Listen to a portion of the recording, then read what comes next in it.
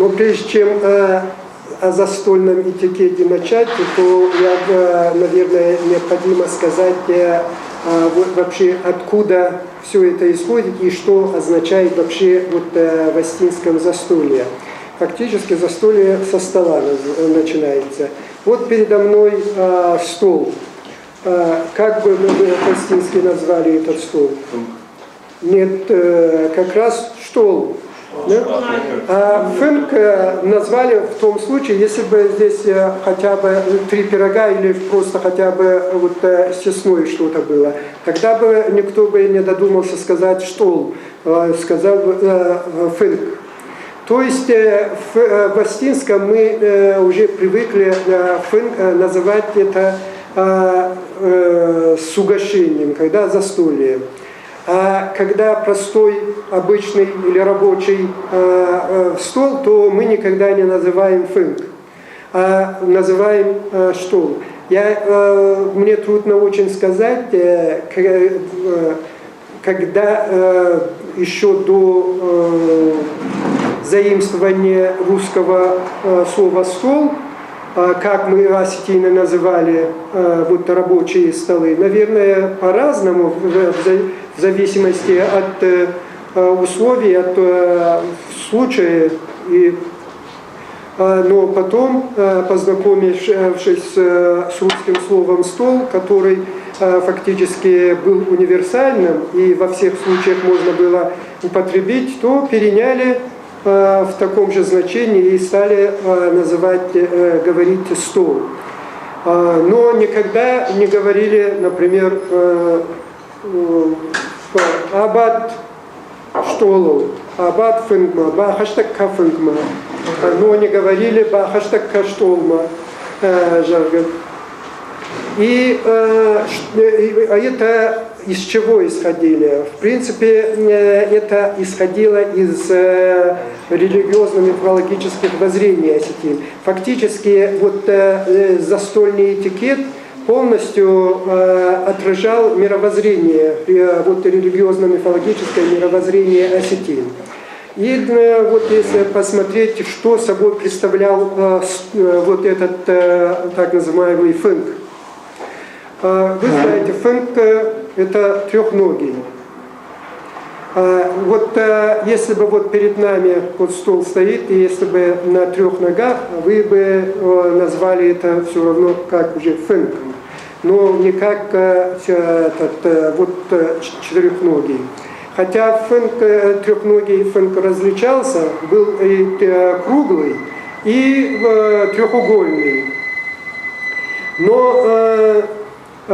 все это зависело от того, какие функции в данном случае выполнял фынк. И что в данном случае означает вообще фынк в осетинском. Это фактически из археологических раскопок известно, что еще до нашей эры в скифских захоронениях часто находят такие же трехногие столы или фынги, как астинские. Это означает, что еще со скифских времен эта традиция. И иногда осетины, когда их спрашивают, почему это трехногий, то надо же обозначить семантику, и придумывают разные такие мифологии, будто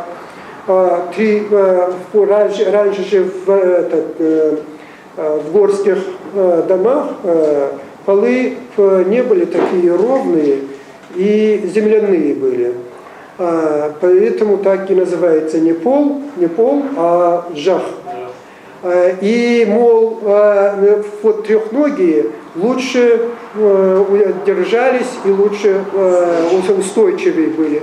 Но это не соответствует действительности. Если бы они были действительно устойчивые, то до сих пор бы и промышленность выпускала трехногие столы. Но в любом случае, даже на таких земляных полах четырехногие устойчивые держатся. Поэтому даже и сегодня в горах мало у кого встречаются трехногие, четырехногие столы. Но что означала трехногость фэнга? Вот представьте себе круглый так, фэнг и 3 ноги. Это вот 3 ноги обозначали 3 мира. Верхний, средний и нижний мир. А круглый, вот, который фактически соединял эти 3 мира, это ассоциировался с самим Богом. То есть Бог, который выступает как бы осью мира и соединяет эти 3 мира в единое целое. Во всех ритуалах осетины всегда исходили из того, что необходимо вот эти 3 мира сохранить как бы статус-кво, чтобы эти 3 мира как бы не исчезли и не превратились в хаос, то все ритуалы осетин были направлены на то, чтобы воспроизвести как бы заново процесс творения, в результате которого Бог творит 3 мира, и благодаря своим вот как бы ковдам, молитвословию, они сохраняют вот эти в единстве вот эти 3 мира. И соответственно вот этикет тоже во многом исходило из вот этого мировоззрения. Вот, например, вы помните вот легенду из нарских сказаниях о том, как Вастерджи проник в склеп к мертвой Дзерасе, и после этого там рождается шатана, конь и собака. Вот это, что собой вот эта легенда представляет? Вот Вастерджи – это дух, высший дух, фактически проявление самого Бога, который творит мир, то есть мир творит в склепе, который символизирует обустроенность мира. И, естественно, перед тем, как сотворить мир, вначале Бог обустроил мир. И в этом обустроенном мире Он уже творит 3 мира. 3 мира – это конь, это символизирует верхний мир, шатана – это средний мир, символизирует людей, и, то есть средний мир, и собака – символ нижнего мира, и таким образом происходит творение 3 миров. И здесь в данном случае вот нам важен сам образ Вастерджи. Вастерджи на чем сидит постоянно? На трехногом коне. А трехногость коня – это опять же вот та же трехногость фэнга. То есть вот этим самым вот эта трехногость коня символизирует символ этих 3 миров. А вот сама лошадь, так как символ верхнего мира, то туловище как бы является вот той осью мира, которая соединяет вот эти 3 мира. И поэтому Вастерджи никогда не является, даже вот если перед людьми конкретными появляется, то всегда на коне. Если даже он не на трехногом бывает, то во всех легендах он на левую ногу прихрамывает. То есть хромота тоже символ отсутствия этой фактически 4-й ноги и трехногости коня. И в данном случае вот фэнг, то есть это перед осетином это мир, как бы в единстве и верхнего, и среднего, и нижнего мира. И теперь, когда за столы или за фынк садились, то как рассаживались? То есть обязательно 3 старших должно быть. И 3 старшие точно так же функционально выполняли роль вот этих 3 миров, единства 3 миров. То есть вот они за фынгом сидели, очень много народу могло сидеть, но вот эти символически, вот эти 3 старшие, они объединяли вот полностью вот этот фынг, как бы в единстве.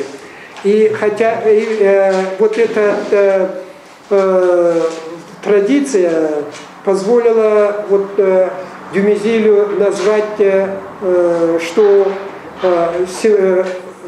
3 старших символизирует 3 сословия нартовских. Но это не совсем вот правильно, потому что, во-первых, он исходил из буддизма, где уже вот было разграничение на сословия. Но дело в том, что если бы вот действительно в осетинском это деление было сословным, то вот какие-то отголоски в осетинских традициях сохранились бы этого. Но абсолютно нигде нет намека на разделение людей на 3 сословия. Хотя в то же время вот чисто символически можно утверждать, что старший в данном случае, вот даже который может быть, к примеру, выступать в роли сословия алдаров, в роли верхнего мира, к примеру, или жрецов в роли нижнего мира и так далее, людей в роли среднего мира. Но это, опять же, второстепенное. Любой символ всегда нарастает другими значениями.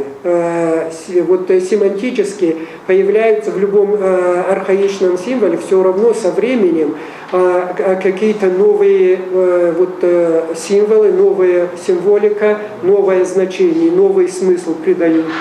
И то, что вот Дюмезиль нашел в этом вот 3 сословия, в этом тоже ничего фактически противоречащего нет, потому что в свою очередь эти же сословия могут, вернее, восходят к этому делению на 3 мира.